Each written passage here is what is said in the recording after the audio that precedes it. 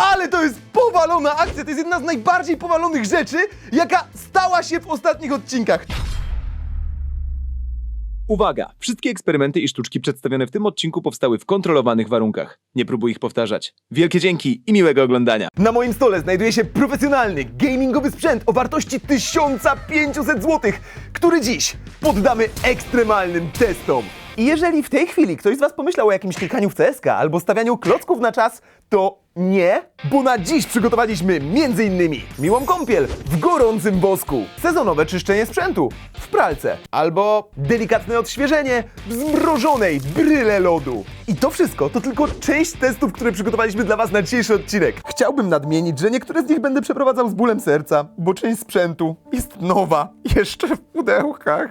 A tak poza tym jestem giga ciekaw, czy którakolwiek z tych rzeczy przetrwa nasze dzisiejsze próby, bo te będą naprawdę ciężkie, więc jeżeli doceniacie poświęcenie całego tego sprzętu, to zostawcie tu jak najwięcej łapek w górę, bo dziś zabawa dzięki temu będzie szampańska i strzelcie sobie również subskrypcję wraz z dzwoneczkiem po to, by być na bieżąco z kolejnymi odcinkami, a jeżeli wasz sprzęt jest sprawny i chcecie w coś pograć, to zapraszam do linku w opisie na g2a.com. A teraz zaczynamy! Test, od którego dziś zaczniemy, to woskowa kąpiel, a przeprowadzimy go na sprzęcie, z którego oglądacie mnie dokładnie w tym momencie. Jest to kamerka internetowa z dodatkowym oświetleniem od firmy, która uchodzi za ekskluzywną, a jej cena w tym momencie to około 350 zł. Ale ja uważam, że ten test może przetrwać i mam na niego naprawdę fajny pomysł. Żeby nie tracić czasu, zaczniemy od roztopienia wosku. Mamy całkiem spory zapas świec i ten wosk będziemy roztapiać sobie w garze. Na dobry początek roztopimy sobie 5 świeczek. W trakcie, kiedy wosk się roztapia, my przygotujemy sobie nasz pojemnik i wkleimy do niego kamerkę, tak by po zalaniu woskiem nie zaciekło oko kamery, bo to może być ciekawsze. Dobrze to wykminiłem, co nie, Przemo? No, duża głowa. Klej nałożymy na całą poręcz dookoła, tak żeby wosk nie mógł się wlać. Okej, powinno wystarczyć. I teraz ważny moment. Czy to się uda? Okej, wygląda na to, że chyba jest szczelnie. Jeśli kamerka to przetrwa, a chciałbym, żeby tak było, to ten klej powinno udać się usunąć bez problemu. Wosk zaczyna się już powoli topić, więc dajmy mu sekundkę i... Już! Wosk roztopiony idealnie. Zalewamy. I... Uwaga, uwaga! Lecimy. Ło, dobrze, że podłożyłem papier. Myślę, że już temperatura tego wosku może jej zrobić potencjalnie krzywdę. To się jeszcze okaże. Wosk jest naprawdę gorący, więc będzie chwilę zastygał. Oglądajcie dalej, my to wystawimy na zewnątrz, poczekamy aż zastygnie i zaraz wrócimy do tego eksperymentu, żeby sprawdzić, czy kamerka przetrwała. A, tak w ogóle, moi drodzy, mam dla was krótkie info od partnera dzisiejszego odcinka, którym jest Play, ale może wam się przydać. No bo teraz w Play na kartę jest fajna promocja, w której można odbierać 150 GB internetu miesięcznie. 1800 GB internetu przez cały rok? I jeszcze dodatkowo nowi klienci Play na kartę na start mogą zgarnąć 200 GB internetu. Wszystkie promocje aktywuje się w Play24, a szczegóły tego, jak zdobyć wasze gigabajty, znajdziecie w linku w opisie. Zajrzyjcie koniecznie. A teraz lecimy dalej. Halo? Miałeś test robić, a nie grać. Jaki test? No cegły. Skąd ja ci cegłę wezmę? Gadasz przez nią. A, faktycznie. No bo właśnie teraz zrobimy test cegły na klawiaturze, a raczej na 2 klawiaturach. Jednej mechanicznej, drugiej membranowej. Ta membranowa była tania, bo kosztowała jakieś 4 dychy. Taka, jakieś 2, 3 stówki. I pytanie, czy tania albo droga klawiatura przetrwają starcie z cegłą? I to, co chciałbym tutaj zobaczyć, to sypiące się w spowolnionym tempie klawisze. I myślę, że jest na to realna szansa. Dobra, chodźmy. Zacznijmy sobie od tej tańszej. Jak widzicie, jest elegancko ustawiona dla lepszego efektu na 2 cegiełkach, a trzecia ląduje do mojej ręki i zaraz wyląduje na tej pięknej klawiaturze. Czy przetrwa test? Przekonajmy się. Uwaga! 3, 2, 1. No, zobaczmy to jeszcze raz w zwolnionym tempie.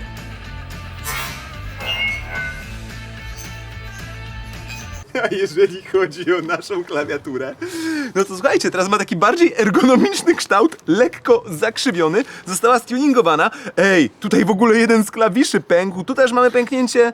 Czy będzie działać? Sprawdźmy. Działa! Całkiem nieźle. Muszę przyznać, że tego się nie spodziewałem po klawiaturze za 4 dyszki. Szacun. Ta była droższa, ale jest taka solidna, twardsza. Ona myślę, że nie powinna się złamać. Za to jest mechaniczna, więc tutaj klawisze mogą fajnie odlatywać. 3, 2, 1. Klawisze odleciały i pewnie fajnie to wyglądało. Zwolnione tempo. I co do naszej klawki, to poza tym, że klawisze powyskakiwały... No dobra, dół też poszedł, ale mniej niż w tamtej. Czy działa? Sprawdźmy. Wygląda na to, że z tą musimy się pożegnać. Nie przetrwała. Wiecie jak to jest? Ludzie noszą różne dziwne rzeczy w kieszeniach i każdemu z nas zdarzyło się kiedyś coś wyprać. Czasami też jest tak, że zdejmujemy z siebie ciuchy, wrzucamy wszystko do brudnego prania i ups, co jeżeli wtedy zaplątają nam się tam słuchawki? Swoją drogą możecie napisać, jaką najdziwniejszą albo najcenniejszą rzecz przydarzyło wam się wyprać, a my spróbujemy za pomocą pralki wyczyścić te cudowne słuchafony. Ciekawe, czy po tym teście będzie z nich słychać jakiekolwiek dźwięki, to znaczy jakiekolwiek inne niż dźwięki fal? Miejmy nadzieję. Sprawdźmy. Żeby się nie tukły, na wszelki wypadek owiniemy je w szmatkę. Bezpieczne. Damy sobie tryb sportowy, szybciutki. Otwieramy. O, pranie do wyjęcia. Sekunda. Bęben maszyny testującej jest pusty. Zamykamy. Następuje zwolnienie blokady i zaraz zobaczymy, co się z tego zadzieje. Pozdro z pralki. A few moments later. Wyjmujemy. Odpadła obudowa, ale mogą działać. Suszymy podgrzewaną podłogą. Bejtujemy Azjatów, żeby nam naprawili. Na bank to ogarną przez nockę. Będzie git. Kiedy nasze słuchawki będą już świeże, pachnące i czyściutkie, no to przecież muszą mieć miejsce, na którym godnie będą stały. Dlatego ja właśnie mam taką świecącą podstawkę gamingową RGB. I mam jeszcze jedną taką rzecz, która świeci. Jest to latarka, tylko że ta latarka ma funkcję... no, takiego zasilania do podstawki. No dobra, to potrafi naprawdę mocno trzepnąć, więc zobaczmy, czy nasza podstawka zaświeci się, czy może się usmaży. Bonusowy teścik. Uwaga, uwaga! Moi drodzy, czy zobaczymy tu piękne RGB? O, może zgaśmy światło. Uwaga! 3, 2, 1... chyba się nic nie zadziało.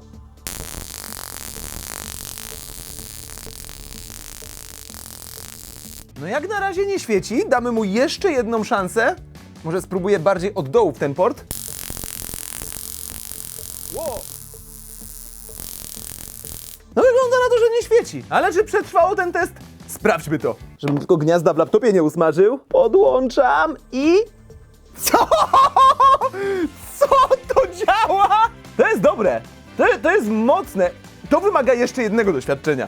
To, co mam w swoich rękach, to akumulator o zdecydowanie za dużej mocy do tego urządzenia i spróbujemy podłączyć go za pomocą przewodów. Ze schematu, który znalazłem w internecie, wynika, że tutaj po lewej stronie powinien być minus, a tutaj po prawej stronie powinien być plus. Teraz do akumulatora i uwaga, uwaga! Czy zaświeci? 3, 2, 1. Okej. Nie świeci. To na pewno dobrze styka. Co mi tam? Podepnę jeszcze na odwrót. Okej, na odwrót też nie świeci. Jeżeli to przetrwało starcie z akumulatorem, to naprawdę się zdziwię. Podpinam do lapka i ta podstawka jest nie do zajechania. Przynajmniej nie na tych testach. To przetrwało nasz test! Szanowni Państwo, wielkie brawa, mamy zwycięzcę. A teraz zobaczmy, co z naszymi słuchawkami. Słuchawy wyjęte, resztki ryżu wytrzepane, podpinamy i... wykryło je! Okej. A teraz uwaga, testujemy. Działają! Ta działa, ta działa! Obie śmigają. Zresztą słuchajcie tego. Mam nadzieję, że to słyszycie.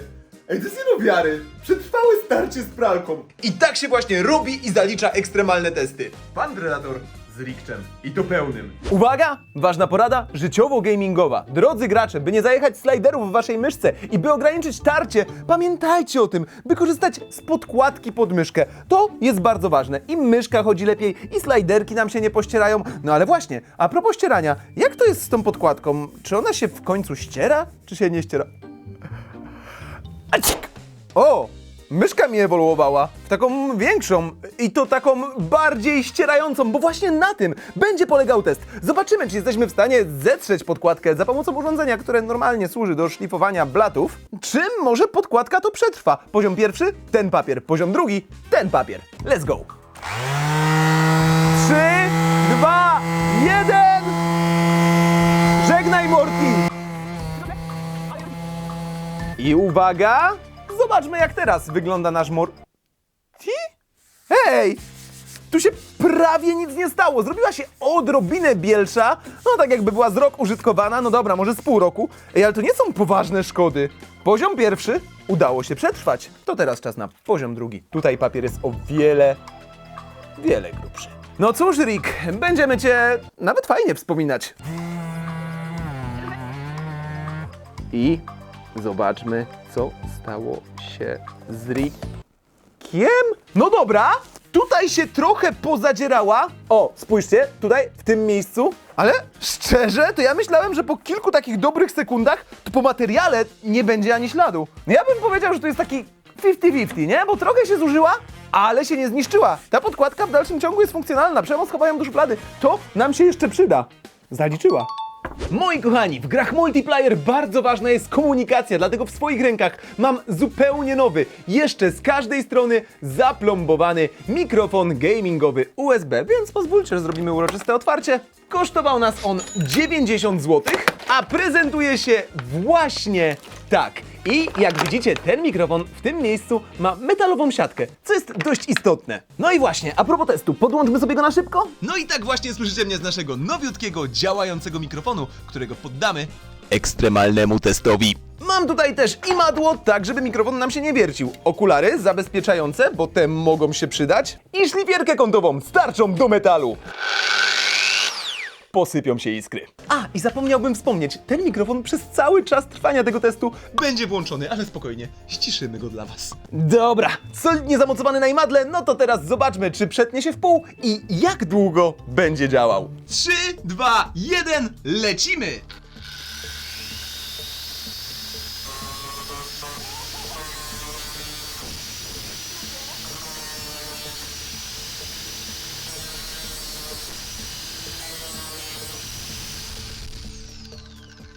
Dobra, spójrzcie bliżej, udało nam się dostać do środka. Działa jeszcze? Ty, działa!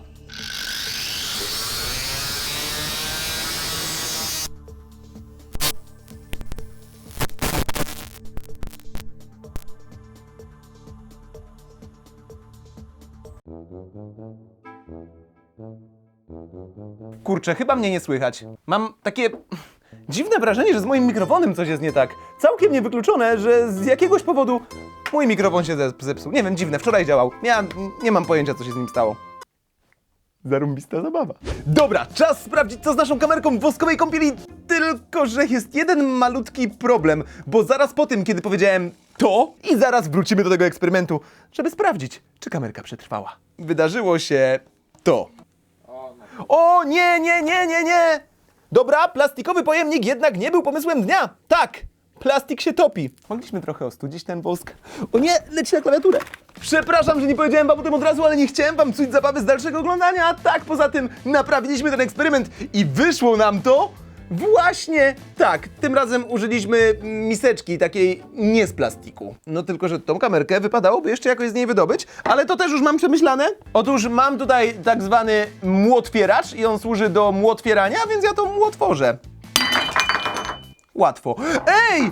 Haha! Patrzcie na to! Dzięki temu, że była przy dnie, oko kamery się nie zalało, więc jeżeli zadziała, to będziemy to widzieć. No to sprawdźmy, czy zadziała. W tym momencie widzicie mój program do nagrywania na kompie. Włączę to, co widziała ostatnio kamerka, czyli ten obrazek. I ten obrazek powinien zacząć się ruszać pod warunkiem, że kamerka zadziała. Uwaga, podłączona. Halo? No cóż, wygląda, że to jest ostatni widok, jaki uwieczniła ta kamera za 3,5 stówki. Ale, moi drodzy, przynajmniej mamy bardzo ekskluzywną i nastrojową świeczkę o wartości 350 zł. Gamingowa taka. Dobra jest to świeczka, ale kamera już niestety nie najlepsza, bo nie działa! Co? Co? Co? Nie, przepraszam! Stop! Stop! Stop! Ja ją wyłączyłem i włączyłem w OBS-ie. Co jest? To działa, przysięgam, to nie jest żaden fotomontaż. Nie wiem, Przemo, weź pomachaj czy coś. Mieliśmy już zamknąć ten segment, ale plot twist. Panie Razer, pan żeś zrobił kawał tak dobrej roboty, że ja jestem w szoku. Muszę przyznać, na tej kamerce tutaj nawet zaczął się nadtapiać plastik. Kiedy ruszałem tym przewodem, to ten element był cały miękki. Ale ona działa. Ja jeszcze doczyszczę oko, bo ono jest minimalnie przybrudzone z wosku. Nie wiem, czy nie dostał się pod spód. Ej! Ta kamerka działa. Obraz może jest trochę zamglony, ale nie, to jest nie do wiary, że kamerka utopiona 2 razy w gorącym wosku działa, nawet jej światełko działa. Ale to jest powalona akcja, to jest jedna z najbardziej powalonych rzeczy, jaka stała się w ostatnich odcinkach. To było giga nieoczekiwane. Obiektami doświadczenia, które teraz wam pokażę i które z pewnością wam się spodoba, są transparentna, świecąca myszka gamingowa, za którą zapłaciliśmy 122 zł. Oraz kozacki, fioletowy, gamingowy, nowiutki pad do Xboxa, którego wyjęliśmy z tego pudełka już wczoraj, bo to doświadczenie wymagało wcześniejszego przygotowania. Zarówno z naszą myszką, jak i z padem pożegnałem się bez większego żalu. Kupiłem to zamroziłem, proste. Każde z nich włożyliśmy do foremek, również bez żalu zalaliśmy wodą, a następnie zesłaliśmy na Sibir. Znaczy, wsadziliśmy do zamrażarki, wsadziliśmy. A wyszło to właśnie tak, mamy dwie przepotężne bryły lodu. Tutaj zdaje się jest pad, bo ta jest trochę bardziej fioletowa, a tutaj jest nasz gamingowy gryzoń. Ja specjalnie zostawiłem ten przewód na wierzchu, bo od gryzonia sobie zaczniemy i pierwsze co chcę sprawdzić to, czy gryzoń w ogóle zostanie wykryty przez laptopa. Ale się zdziwię, jeżeli zapika. Uwaga! Nie! Nie! Czekajcie, bo tego nie widać! Gaś światło, Przemo, nie wierzę w to, Ryba, ty to widzisz? Stary, co jest? Ja byłem pewny, że w dzisiejszym odcinku rozwalimy totalnie wszystko. Co? Przecież to jest niemożliwe, że to działa! Haha, dobra, elegancko wyszło. Patrzcie, nasza myszka w bryle lodu świeci, co oznacza, że ona prawdopodobnie działa! No to teraz musimy ją jakoś stąd uratować. Ja mam na to super pomysł, na pewno będzie działać dalej. Jakbyś mógł mi, Rybka, miskę podać z korytarza? Bo zaraz trochę wody może się polać w trakcie roztapiania. Dobrze by było, żeby ten lód pękł, tak żeby nie spalić myszki. Byłoby naprawdę idealnie. Co tu się zrobiło? Jakiś... Wow, ej, chyba... Nie wiem, czy nie przytopiłem właśnie trochę myszki. Tak, śmierdzi plastikiem, przytopiłem myszkę. Od innej strony? To chwilę zajmie, tak więc timelapsik. Okej, moi drodzy, palnikiem trwa to zdecydowanie za długo. Bo jak na razie jedyne, co udało nam się osiągnąć, to takie właśnie wgłębienie w bryle, ale mam młotwieracz. I myślę, że to jest bezpieczniejszy sposób na wydobycie i gryzonia, i pada. No więc łupiemy. Dużo wody. O, kozacko pękło. Ej, patrzcie, widać już kawałek myszki, tutaj. Okej, jesteśmy dość blisko. Jednak młotwieracz to młotwieracz, kozacki jest. Dobry zakup. Dobra, widać już dół myszki, mamy zmrożony laser. Zaraz będziemy mogli zobaczyć, czy działa. Ej, to wychodzi łatwiej niż myślałem. No i dobra, już prawie. Jeszcze tu tylko i tu. No i proszę bardzo, nasza zmrożona myszka wydobyta. Co prawda, no otacza ją jeszcze trochę lodu. Jakby ten laser jeszcze tutaj odkuć. Tak spróbuję delikatnie. Bo chcę zobaczyć, czy kursor będzie jeździł. Okej, chyba udało mi się odsłonić sensor. Wydaje mi się, że teraz jest odsłonięty, chociaż pewny nie jestem. Zobaczmy, czy poruszy się po ekranie. No dobra, jak na razie nie rusza się po ekranie, ale ja zrobię klasyczny zabieg. To, co zrobiłem z Nokią 3310 i spoiler, Nokia 3310 po tym samym zadziałała. Włożymy to do ryżu.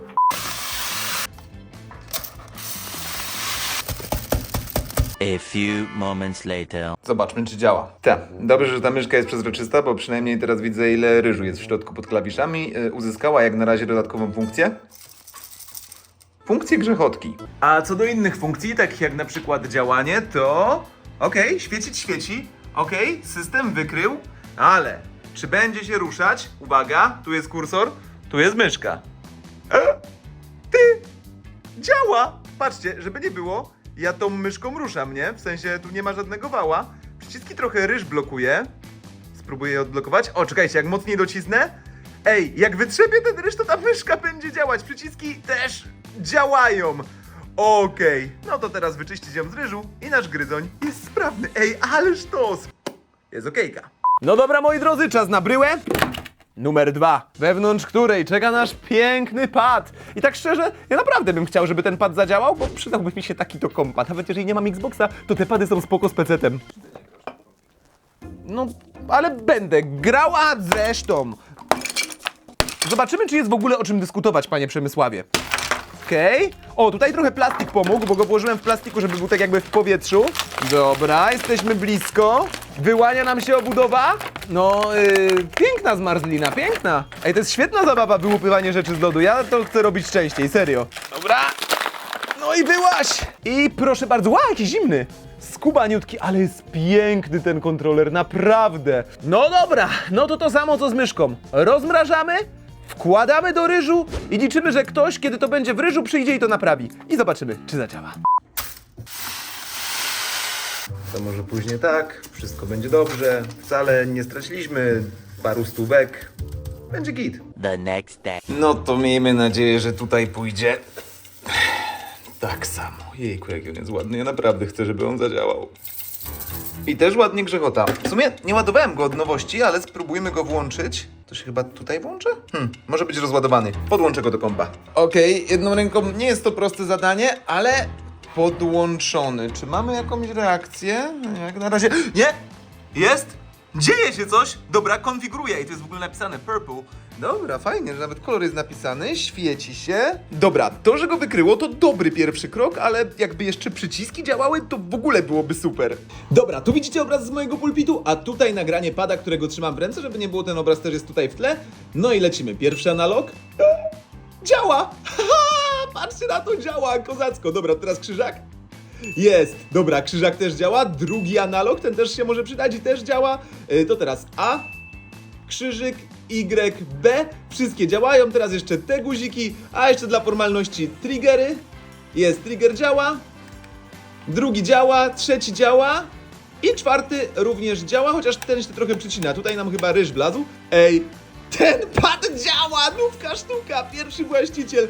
I bardzo mnie to cieszy, bo mi się bardzo podoba. Wiesz co, Przemo? Co? Ja to mam takie wrażenie, a właściwie to jestem prawie pewny, że nikt do tej pory na polskim YouTubie nie zrobił takiego ekstremalnego testu sprzętu dla graczy. Ja bawiłem się szampańsko i niektóre wyniki były naprawdę ciekawe. Jeżeli chcecie zostawić za to propsa, można to zrobić w formie łapki w górę. To jak będzie dużo łapek, to zrobimy ekstremalnych testów więcej. Co do ekstremalnych testów, robiliśmy też ekstremalny test Nokia 310, który możecie zobaczyć to tutaj. Tutaj jest jakiś inny odcinek, a tutaj subskrybowanie wraz z dzwoneczkiem, żeby widzieć więcej takich odcinków, a na dzisiaj to wszystko. Było zarąbiście. Trzymajcie się ciepło. Cześć!